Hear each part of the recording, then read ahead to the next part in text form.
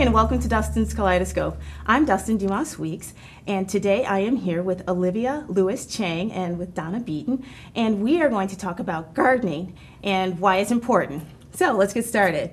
So first of all, thank you for being here, and I wanted to get an idea of why would one want to garden? You can start first if you'd like to. Well, I think it depends on who you are, but for me, gardening is a connection to my grandparents and my great-grandparents, and it centers me, grounds me. I feel connected to the earth, and I think the joy of seeing things grow from nothing. So is that the same or similar experience for you? Yes, gardening, it's a very therapeutic activity, and like Olivia said, it's a connection to the earth and to nature that practically everyone can respond to on some level. Primarily, I was an ornamental gardener, meaning gardening around my house, the flower beds, etc., and only these past couple of years got into vegetable and food gardening. Now, why was that? Why did you decide on vegetable gardening as opposed to the ornamental gardening? Well, because we started the community garden here in South Orange, and actually it was my husband who said, well, why don't we join that? And I was kind of taken aback at first because I didn't know anything about growing vegetables, and you would think that someone who likes to garden would know how to grow anything, but I think we've all kind of lost that in a couple generations, all that knowledge that our grandparents, et cetera, had, and also in South Orange and Maplewood, we all have shady yards with clay soil or people who live in apartments, so the community garden was kind of a good solution to that. So how difficult is it if you are a complete novice? Have the closest you've ever come to gardening is buying the cut flowers at Whole Foods. How difficult is it to start gardening, even at a level where you're not at a community garden, but just maybe a little plot of land in your backyard or something like that? Well, it's not difficult. I think most people have an idea of how to garden. I think what people learn specifically, if they want to garden successfully, is how the ingredients that go into doing something like that. The issue of learning about soil, of learning about the weather, of learning about seeds, when to plant, when to harvest, how to do these things. And so a little bit of knowledge, a little bit of time, an investment in reading. And I think most people could be successful gardeners. I think people are more scared of gardening than they need to be. Really? Yes. So what would you like, so for the person who is just trying to get their hands sort of dirty in the dirt, what would you suggest as far as the first thing to try your hand at? Well, they have to decide if they want to grow food, or do they want to do ornamental gardening, to beautify their property. And even just going to a big box store or a local nursery, you can get advice on picking out plants that are good for your location, and you can describe, well, I have sunny, I have shade, it's a dry area, and gardeners are always glad to help each other out and give advice, and you can find that person in the store, you can find a neighbor in the community garden. It can be everyone in the community garden is glad to help someone else, I've found. And like Olivia said, just get started. Okay, and so, excuse me, so would you recommend that someone go to a big box store as a start and just say exactly what you said, which is, hey, I have, a 3x3 plot of land or dirt, and it's shady, not shady or whatever, and then just start from there? Or would you recommend, as you suggested, like reading first, or a combination of those two? I think I'd recommend a combination of those two. I think one of the things that I would suggest is to read. I think to start with reading about what you're interested in, and as Donna indicated, you really do have to decide what you want to do. Are you going to do ornamental gardening and flowers, or are you going to do food? And reading will really help you. And we are lucky because we live around a land-based university, and like most states, Rutgers offers a lot of advice and a lot of literature and courses to people who are really interested if they want to go further. So you don't even have to be a student at Rutgers. You can actually just take the one-off class. Oh, that's great. Yeah. Okay, now, excuse me, Olivia, I know that you are a master gardener. Can you explain what that is? Okay, a master gardener is, I would use the terms that Rutgers uses, an educated volunteer. Okay. It's someone who takes a course at Rutgers through the Rutgers Extension and over a period of a year learns a lot about soil and different electives, learn how to garden, when to garden, why to garden. And as trained as a master gardener, you're really an ambassador for the initiatives proposed by the university, trying to enhance plant life, horticulture, according to some of the research and the findings of the university. So master gardeners are really volunteers, and they're expected to volunteer in their communities, around schools, as we do at the community garden, projects, but basically you're a volunteer. It sounds like you're basically a goodwill ambassador. Yes. For gardening. Right. Okay. You know, that leads me to what we were discussing a little bit earlier. So I know in South Orange, we have a community garden. Could you explain a little bit about what that entails? Like how big is it, and that kind of thing? Well, the community garden started through our old village president. Initially, it started with volunteers, like Okay. most community projects. And we have a total of, 17 plots?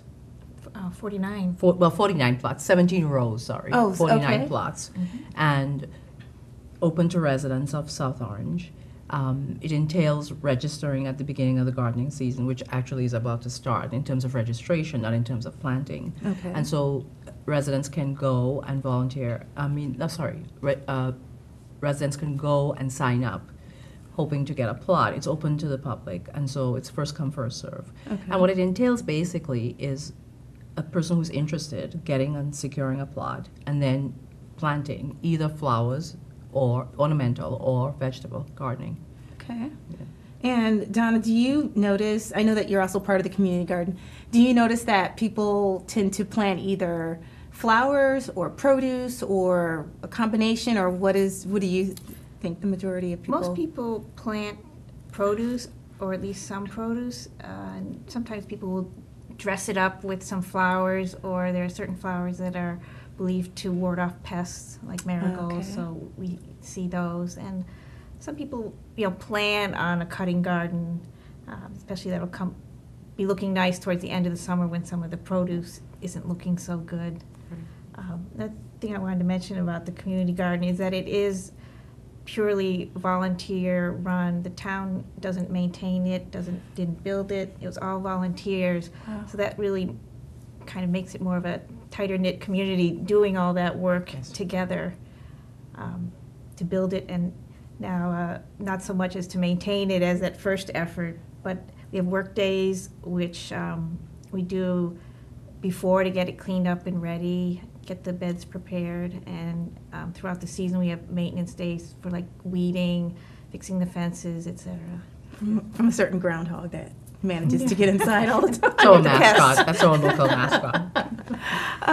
But one thing that, anyone who's looking at this, and maybe if they're not intimidated by gardening, but they may not understand, like, why would I go out and grow my own produce? Why would I go out and buy my own flowers if I can easily go to the local supermarket and buy those things? Like, what do you all feel are the benefits of actually growing your own produce and flowers and things like that?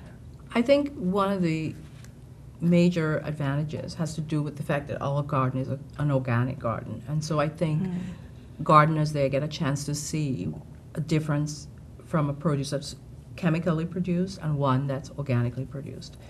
And I think also the joy of kind of starting from scratch Okay. and educating children, especially if they're children in the home, gardeners with young children or friends. I think you get a chance to learn something new. And I think that's one of the major benefits. I mean, we can make the joke about the $500 tomato because a fair amount of time of organic gardening and planting your own produce could be more expensive than buying in a supermarket. But I think the major advantage is to start and promote this idea of healthy living and to have gardeners see that they could do this too and they could produce their own food. And the sense of a community exchanging ideas and exchanging produce as well. Okay, and Donna, do you have anything to add? And also you can grow such a variety that is not available in the store, and grow, exactly what you want to grow and how much of it. And like Olivia was alluding to, sometimes you exchange with your neighbor when you have like way too many tomatoes and they have Swiss chard that you want, and or zucchini. And so it was kind of fun that way. Because like I said before, vegetable gardening was new to me. I was amazed at the variety of eggplants that were grown. I didn't even know eggplant had a beautiful flower. The variety of tomatoes and the different lettuce, it was really just mind-boggling. And it also made me appreciate more where food comes from and how seasonal it is, which, because we can get anything at any time from the market, we don't realize that. Okay. We forget. Wow, that's great, because I think a lot of times people don't quite get why people garden, and so that's a great explanation. You mentioned that you also see young children, and that it's a great benefit for them. I'm just curious, Olivia, like in Master Gardening, do they talk at all about how to foster gardening toward younger, like toward I don't know, maybe teenagers or even younger children? There is a section of the program where you can take one of the electives, teaching children about gardening, creating butterfly gardens, creating gardens with herbs and children-friendly flowers, and really kind of introducing a younger generation of kids to gardening. The 4-H Club still exists throughout America, and they also are part at times of the Rutgers Extension initiatives. Okay. So we see a lot of young people who are still involved in farming and gardening, and that's really very encouraging. So there are a lot of electives towards helping children learn about gardening. Okay. Is there anything that you would like to add about younger people, or just because I know a lot of people have the stereotype that it's just women who are, gardeners, and they don't see the variety. I mean, there are people who are of different ages and younger people, and I don't know if you wanted to. Gardening cuts across all ages, socioeconomic status. Everybody can make some sort of connection to nature, or even if it's just about the food, which sometimes kids, that's all they may be interested in, growing what they like to eat. But on the other hand, like you were saying, the satisfaction of starting a seed and seeing something grow that you tended, and those are very good lessons for children to learn, that something can respond to their care. Okay. Well, we are almost out of time for this segment, but during the next segment, I'd like us to go over some of the specific tools that you would recommend, whether they're books or different literal tools for gardening. But one last thing I wanted to ask you about was when you're thinking about, I know that you mentioned that the community garden in South Orange is a couple of years old. What is one thing that you would say that to people to encourage them to start their own gardening? I think what I would say is to think about how they want to impact another generation of people and on the earth, and to think about the benefits that it would bring to us if we understand how to garden well and how to garden successfully, and that we need plants. They provide us with our oxygen, they keep our earth the way it is, and so that's what I would say, that doing community gardening is part of passing on the torch to another generation of gardeners. Okay. Anything that you'd like to say before we break? That gardening is accessible to anyone at any age, and not to be intimidated by thinking it's too much work, because there are tools that make things easier, or just narrowing the scope of your project to something that you can handle. I mean, everybody can do a little bit of gardening. Okay, well, thank you very much. We're actually going to break right now, and we're going to come back in a few moments.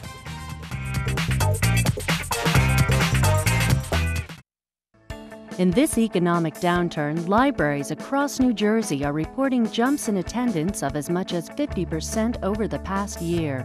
Nearly 200,000 people use our computers every week. Who'd have guessed that I'd be job hunting at my age? After spending several hours at home trying to upload my resume, I was just overwhelmed. My library showed me how to do it. Now I'm gaining back my confidence.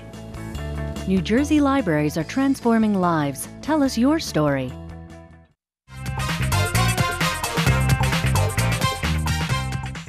Hi, we're back. I'm Dustin, and I am here with Olivia Lewis-Chang and with Donna Beaton, and we're going to continue with the show, and we're going to talk a little bit about some of the tools that one can use to get started in gardening. So let's get started. We were talking a little bit about getting started with gardening, and out of the tools that we have quite a few tools right here. Which tool would you start with? Like if you're just starting to get your hands into the dirt and understanding gardening. Okay. I think to keep it basic and to keep it cheap for most gardeners, and so as not to intimidate a beginner, I think I would say that there are like 4 things that I would definitely want if I would start gardening. And one of them would be the spade or the shovel to dig in the earth, the hand trowel, and compost. You use this for composting? No, this would be to dig in the dirt. Okay. And compost. Oh, just the compost. Okay. Can you explain, for people who do not know what a compost pile is, can you explain what it is? So a compost pile is mostly organic matter, no meat. You leave out any meat or protein except for like eggshells. Okay. You have brown matter and green matter. So you'd have grass, you'd have rotted vegetables, and leaves, and in a bin you'd be turning that over, constantly creating heat and water so that it would be rotting, and that matter has so many organisms and worms and all the good earth that you'd need for plant life. And basically that's one of the things that you must put into your soil if you're going to have successful plants and healthy produce. So I think for the beginning gardener, if a gardener is to understand anything, is that the soil is one of the most important components, along with weather, of course, and where you are on the planet, and and a pair of gloves, of course. Okay, so those are the 4 things: this shovel, this what did you call this again? Hand trowel. There's a hand trowel and a compost bin of some sort, and a pair of gloves. Pair of gloves. Okay, and what would you say are the most important things for the beginning gardener? Well, to pick out tools that will make it easier for you. I prefer to use a narrow spade like this because it's easier to push it into the soil, and that one you can step on and use your weight rather than really muscling your way through when you need to dig a fairly large hole. I always use 2 different size trowels, like a narrow one for small planting. Again, it's easier to get into the soil, or that can be used just to dig a small hole for bulbs. So this one is more for like bulbs and things like that? Yeah, this is when you need to, say, transplant a pot plant that you've gotten from the store, and you need a bigger hole for it. If you have problems with grip, you can get tools that have different shaped handles that are easier to grip in various positions. So these 2 are these ergonomically this one you can, whatever tools? you need to grab. This one's for whacking at weeds or roots. Okay. Also, again, keeping comfort in mind, this is a kneeling pad. I think gardeners. That's important. Yeah, I also think gardeners have to remember that they have to have some form of exercise, because I think if you're in the garden a lot, you're going to be twisting and turning and bending and kneeling and standing, and so it's one thing to have all these tools, but if you're not also kind of paying attention to how your body works, and the fact that you should also be doing some form of stretching and figuring out a way to kind of keep your body supple and flexible. That's a great point, because I don't think most people think about that, because as you mentioned, you are going to be on your knees and either pulling or tugging and things like that. So I guess it is not only is gardening a workout, but you also need to prepare your body in order to effectively garden, so that you're not feeling the next day like, oh, I don't want to garden anymore. Yes. Exactly. And gardeners do suffer a fair amount of injuries if they do not pay attention to what they're doing. Really? Yes. Oh, that's interesting. Yes. Now I want to move on to the books. We have a few books up here. Can you tell me? Let's start with the Square Foot Gardening book. What is square foot gardening? That's actually a book that was written many, many years ago, but the concept has still remained popular. Instead of planting in rows when you have limited space, you're wasting all that space in between the rows, that you can divide, say, for example, the community garden, you get a 4 by 12 foot plot, you can divide it into a grid of 48 square foot areas and plant a certain number that he goes through the recommendations in that book in each square, and you'll make that plot far more productive than if you plant it in rows. Also, if you plant the way it's recommended, you aren't wasting a lot of seedlings if you plant a whole row and then you end up spending a lot of time thinning them out. Oh, okay. You just plant less in a more spread out 1 foot or 2 foot area. You reduce that amount of work. So would you recommend square foot gardening for the novice gardener or for someone who's more advanced, or does it even matter? I tried it my first year and it was successful, and we had another gardener who had children and she made it a little more fun. She made triangular shapes rather than just square feet. Cool. So you can adapt it for whatever you know, how you want to do it. Oh, that's And great. I tried it this year, and I thought it was fairly successful. It was a fair amount, a lot of produce in a very small space. Really? Yes, yes. So this is not only good for people who actually have a community garden plot, but also for people who have maybe a smaller amount of, like, could you actually use square foot gardening like in container gardening? Like if you have a big enough container? Yeah, you could. You Or could think of each container put it as the square foot. Right, and then Okay. figure out how to maximize that space. Okay, so let's go on to the next book, The Essential Garden Library, Right. The Scented Garden. You're right. So, That's one of my favorite books. Okay. And because I feel like gardening, I think people sometimes forget why we garden, and a fair amount of gardening, we're drawn in by our senses. And the sense that's probably the most played upon is not the sense of sight, as most people think about, but actually the sense of smell. Because we're drawn into gardening because of how things smell. And that really kind of activates our emotions. I mean, most times if you think about relaxing in a garden, although you think you're looking at things, you're actually smelling things. So the smell of a rose, the smell of lavender. So the Scented Garden, that book actually is one of my favorite books, and I spent a fair amount of the winter months going through it, kind of imagining what my garden could look like and so if I was able to grow some of those things. Smell like. Yeah, and what it would Exactly. smell like. Right. so that sort of gives you a guide as to Right. like the kinds what you of could- flowers that would bring birds and bees, as well as Oh, okay. draw us in more and more. Oh, wonderful. And the next book is Garden of Paris. Yes, my favorite, my favorite book. I don't know if people think about where their favorite gardens are, and I think a fair amount of gardening is based on what you've seen and how you feel about what you've seen. And a fair amount of home gardens in the state of New Jersey. There are a lot of private gardens that are very beautiful, and my favorites are in Europe and in Paris, Okay. in the east side of Paris, where you have a lot of houses that stand alone, a lot of private gardens that you could walk along. So this this is book actually a sketch.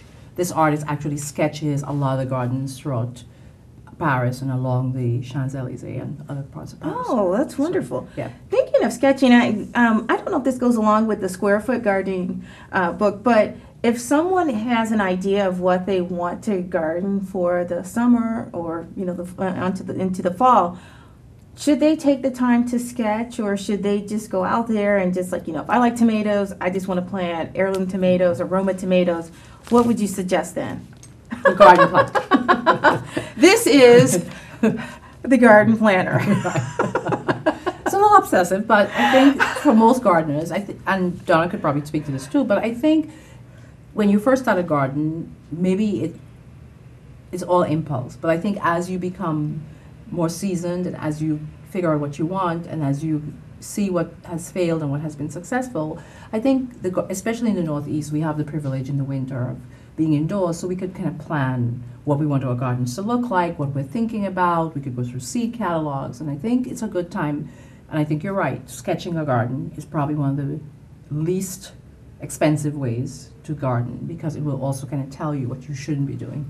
Okay. A lot of gardeners learn by trial and error and spend a lot of money unnecessarily, but I think planning a garden is a good Okay. idea. So going along with that, Donna, now that we're coming into the winter months, what would you suggest for the person who is thinking about starting a garden, whether it's a container garden or whether they decide to become part of a community garden? What should they be doing right now? Well, as Olivia just said, we have this nice respite during the winter where we can recuperate from our gardening efforts and go through magazines and some favorite books, and you can make a grid and plan a vegetable garden or an ornamental garden, or as you were suggesting in a more sketch-like form as in this book, kind of an idea of what you want something about to look like, and find plants that will help you accomplish that goal. Like if you want tall pink flowers in the back, you can read and find something that's appropriate for your moisture conditions, your sun conditions, etc. And even if you want to get more sophisticated as you go along, you can learn how to stagger the bloom time so that you always have something blooming. Okay. Same with the vegetable garden, stagger the produce times so that you always Okay. have something coming. So I just want to make clear to everyone who's watching that even though we've talked about books and we've talked about planning, it still is quite manageable to do. It's not like I know that both of you love gardening, so you pour over the books during the winter months. But for someone who does want to sketch and who, you don't have to do a whole lot of that, right, to No, get started? no. You can make your sketch the week before you start planting. All right, that's great. Setting expectations. You don't have to spend the entire winter doing that. I did want to get into one thing. I know that I have used this is like the most basic thing that people can use when they're just starting to garden, and this is just a cardboard, container. And people would just use this to get started, right? Yeah. And Okay. the nice thing about that is that it's biodegradable, so you can just plant the whole thing in the ground and not have to worry about the pot. and That's what to do with right. the pot afterwards. Okay, we're running out of time, but I did want to get in. Can you quickly explain what these are? These are peat pellets, so they're a great way also to start. You soak them in water and they'll plump up, and you'll put your seed right there. And you can put them in a container like this, line them up, and put your seeds in, put the top on, and actually set this outside even before spring is starting to come. And the seeds, when they reach their right temperature, this will act like a mini greenhouse with a cover on it. And Oh, you perfect. can get a head start. And then you just take this and transplant it into the ground, and you don't have to worry about this. It's completely biodegradable. Okay, wonderful. We are just about out of time, but I did want, thank you so much for being here. But if there's one piece of advice that you could give, like the novice gardener to get them started, what would it be? Get out and get started. All right, and you. Exactly. Get digging. All right, well, thank you so much for joining us today, and we'll see you next time.